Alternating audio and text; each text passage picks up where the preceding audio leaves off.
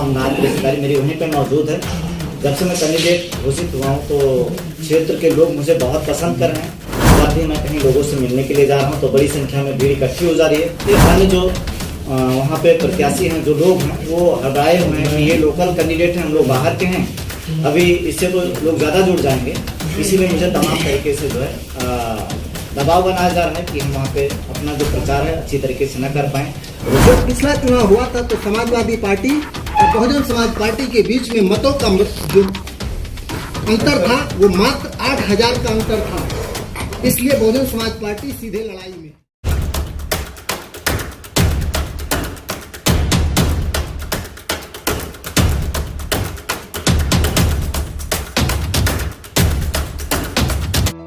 नमस्कार, आप देख रहे हैं इंडिया समाचार। अयोध्या जनपद के मिल्कीपुर विधानसभा क्षेत्र से भावी विधायक पद प्रत्याशी सूरज चौधरी संतोष ने की प्रेस कॉन्फ्रेंस। मिल्कीपुर विधानसभा क्षेत्र से विधायक पद प्रत्याशी के प्रबल दावेदार सूरज चौधरी संतोष ने की प्रेस कॉन्फ्रेंस। सूरज चौधरी संतोष ने बताया, मिल्कीपुर क्षेत्र के ग्राम पारसपुर सथरा गाँव के मूल निवासी हैं। पारसपुर सथरा गांव में अपनी पढ़ाई पूरी की। मिल्कीपुर विधानसभा क्षेत्र बहुजन समाज पार्टी से विधायक उम्मीदवार बनाए जाने पर पारसपुर सथरा निवासियों में उठी खुशी की लहर। सूरज चौधरी संतोष के साथ पढ़ रहे हैं। सभी मित्रगण कंधे से कंधा मिलाकर साथ डटे हैं।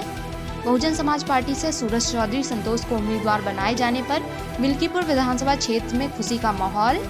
मिल्कीपुर विधानसभा की जनता सूरज चौधरी के साथ भारी संख्या में जुड़ी रही, अपना वोट सपोर्ट लेकर, जिसकी वजह से अन्य प्रत्याशियों में खलबली मची है। मिल्कीपुर विधानसभा क्षेत्र की जनता करे पुकार, बहुजन समाज पार्टी से विधायक बनेंगे सूरज भैया अब की बार। मिल्कीपुर विधानसभा क्षेत्र की जनता का यह नारा सुनकर अन्य प्रत्याशी हो उठे परेशान। मिल्कीपुर विधानसभा क्षेत्र बहुजन समाज पार्टी से विधायक पद प्रत्याशी सूरज चौधरी संतोष मिल्कीपुर क्षेत्र गांव पारसपुर सथरा के निवासी हैं। रिपोर्टर रवि शुक्ला, उत्तर प्रदेश, अयोध्या। कि मैं मिल्कीपुर विधानसभा के पारसपुर सथरा गांव से बिलोंग करता हूं, वहीं का रहने वाला हूं। क्योंकि मैं लोकल हूं, वहीं से मैं पढ़ा लिखा हूं और वहीं पे खेल खाते बड़ा हुआ हूं, जिसकी वजह से वहाँ पे मेरे बहुत सारे बैचमेट, दोस्त और तमाम नागरिक अधिकारी मेरी वहीं पे मौजूद है। जब से मैं कैंडिडेट घोषित हुआ हूँ तो क्षेत्र के लोग मुझे बहुत पसंद कर रहे हैं। जब भी मैं कहीं लोगों से मिलने के लिए जा रहा हूँ तो बड़ी संख्या में भीड़ इकट्ठी हो जा रही है, जिसकी वजह से अन्य जो वहाँ पे प्रत्याशी हैं, जो लोग हैं, वो हटाए हुए हैं कि ये लोकल कैंडिडेट हैं, हम लोग बाहर के हैं, अभी इससे तो लोग ज़्यादा जुड़ जाएंगे। इसीलिए मुझे तमाम तरीके से जो है दबाव बनाया जा रहा है कि हम वहाँ पे अपना जो प्रचार है अच्छी तरीके से न कर पाएँ।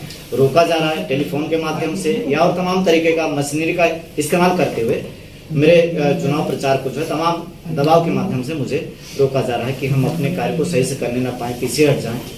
ये मेरी समस्या है। मैंने इस बात की जो सूचना है वरिष्ठ पुलिस अधीक्षक को टेलीफोन के माध्यम से दी और तहरीर भी देने के लिए उस समय हम गए हुए थे, अपनी बात रखने के लिए गए हुए थे। लेकिन मुझे बताया गया कि हम जो है एक प्रक्रिया के तहत ही हम आपकी कोई मदद कर पाएंगे। आप इस प्रार्थना पत्र को एक तरीके से बताया कि कैसे कैसे आपको देना है, एक तरीका बताया गया और मेरी बात को जो है बहुत ज़्यादा सीरियस नहीं लिया गया। और इस बात की जो सूचना मैंने अलाइव रिपोर्ट जब मेरे से ली जा रही थी प्रत्याशी घोषित होने के बाद, तो मैंने उनको भी बता रखी है। और मुझे वहाँ पे काफ़ी ज़्यादा जो है खतरा महसूस हो रहा है कि चूँकि मैं एकदम आम आदमी हूँ और एकदम सीधा साधा हूँ, ऐसा ना हो कि वहाँ के जो लोग हैं थोड़ा सा इन्हीं लोगों को, हमारे लोगों के बीच में जो हमें हमारी वहाँ की जनता उनके बीच में घुस करके मुझे किसी तरीके का नुकसान पहुँचाएं, कोई बड़ी घटना को जो है वो अंजाम दे सकते हैं। इस बात का अंदेशा मैंने पूर्व में जताया हुआ। चुनाव आयोग से मैंने शिकायत नहीं की। क्यों? एक्चुअल में मुझे ये मालूम था, बताया गया हमारे जो पार्टी के लोग हैं कि एसएसपी साहब से कहिए, तो मैंने एसएसपी साहब से अपनी पूरी जो है समस्या मैंने बताई है। अलाइव रिपोर्ट जब मेरे से ली जा रही थी तो मैंने वो अपनी समस्या अलाइव रिपोर्ट में भी रखी है। मुझे चुनाव आयोग के लिए इस बात की जानकारी नहीं थी कि मुझे वहाँ भी बताना चाहिए। आपको वहाँ बताना चाहिए इसका तो मैं वहाँ पे नहीं बताया हूँ, लेकिन चूंकि अभी जानकारी हो गई है तो वहाँ भी बताइए चुनाव आयोग। मैं इस बात को वहाँ आज ही बताऊँगा।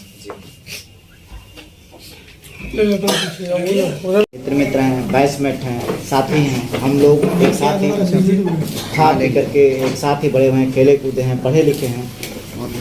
अभी बहन जी का मुझे आशीर्वाद मिला हुआ है मिल्कीपुर विधानसभा से चुनाव लड़ने के लिए। चूँकि मैं वहाँ का लोकल कैंडिडेट हूँ और सारे लोग जो है वो बाहरी हैं, लोकल होने की वजह से मुझे ज़्यादा पसंद किया जा रहा है बाहरी लोगों की अपेक्षा। ये बाहरी जो लोग हैं अन्य दलों के, अन्य पार्टियों के, वो लोग मुझे हजम नहीं कर पा रहे हैं। देख रहे हैं कि एक आम आदमी जो है हमारे बीच में आकर के हम लोग का इतना अच्छा खासा हम लोग यहाँ आते थे, खेल करते थे, मेरा खेल खराब कर रहा है, मुझे नुकसान पहुँचा रहा है। और लोगों के जोड़ते हुए समूह को देख करके वो हड़बड़ाए हुए हैं कि ऐसा तो नहीं कि ये हम सब पे एक आम आदमी आकर के, एकदम छोटा सा एक लड़का आकर के हम लोगों पे भारी हो जाए। इसीलिए तमाम तरीके की षड्यंत्र रचना जो है शुरू कर चुके हैं। मुझे धमकाया जा रहा है। मेरे चुनाव को जो कैंपेनिंग हम चला रहे हैं उसको तमाम तरीके से टेलीफोनिक या फिर और तमाम मशीनरी तंत्र का इस्तेमाल करते हुए मुझे दबाव बनाया जा रहा है, रोका जा रहा है। सत्ताधारी दल के लोग हैं, वही ये सब कर रहे हैं, उन्हीं के इशारे पे सब चीज़ें हो रही है। मुझे शांत है।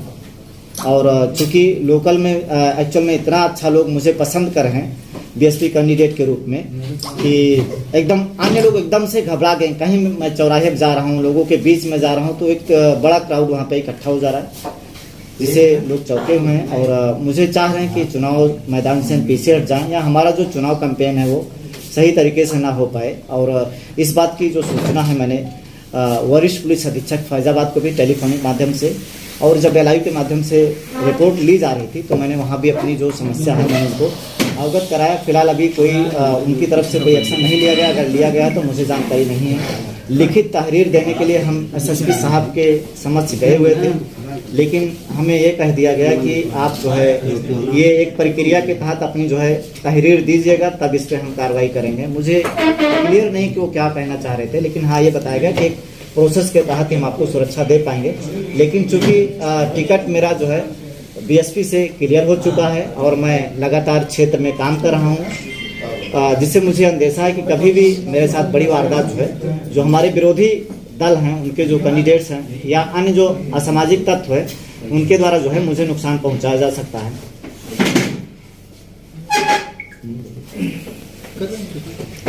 संजय भाई बना लीजिएगा। की धरती पर भाई सूरज जी का स्वागत करता हूँ। माननीय बहन जी जो इस प्रदेश की 4 बार मुख्यमंत्री रहे, आपको मिल्कीपुर की धरती पर जो वीरों की धरती है, जिसका अपना एक इतिहास है, फैजाबाद जनपद में आज़ादी के बाद अगर कोई तहसील का गठन हुआ तो मिल्कीपुर की तहसील का गठन हुआ। उत्तर प्रदेश का सबसे बड़ा कृषि विश्वविद्यालय वो मिल्कीपुर की धरती पे है, आचार्य नरेंद्र देव कृषि विश्वविद्यालय। वहाँ से उस क्षेत्र से बीते 10 वर्षों में कोई भी मिल्कीपुर विधानसभा का रहने वाला व्यक्ति प्रत्याशी बन करके नहीं आया था। भाई सूरज चौधरी जी और संतोष जी, बहन जी ने उनको सम्मान दे करके हमारे बीच में भेजा है। और पहले भी बहन जी की निगाह में मिल्कीपुर विधानसभा की धरती कभी कमजोर नहीं रही। जब बहुजन समाज पार्टी की 2007 में सरकार बनी थी, माननीय बहन जी ने उस मिल्कीपुर क्षेत्र को मंत्री परिषद में जगह दे करके उसका सम्मान बढ़ाने का काम किया था, गौरव को बढ़ाया था। इसी बात को लेकर के तमाम जो विपक्षी दल हैं उनके बीच में उहापोह की स्थिति है। उनको मालूम है कि माननीय बहन जी जब इस प्रदेश की 5वीं बार कमान संभालेंगी तो भाई सूरज को, चूंकि नौजवान हैं, इनको मंत्रिपरिषद में जगह मिल सकती है। इस नाते दबाव बनाने के लिए और तमाम तरीके की उल जुलूल हरकतों से प्रत्याशी को प्रभावित करने का काम कर रहे हैं। भाई सूरज जी कल क्षेत्र में अपने साथियों के साथ तमाम प्रधान, तमाम क्षेत्र पंचायत सदस्य, तमाम जो ब्लॉक प्रमुख पूर्व में रहे हैं, उन सारे लोगों का आशीर्वाद लिया। तमाम मीडिया के सहयोगियों ने, साथियों ने इनको आशीर्वाद दे करके नवाजा।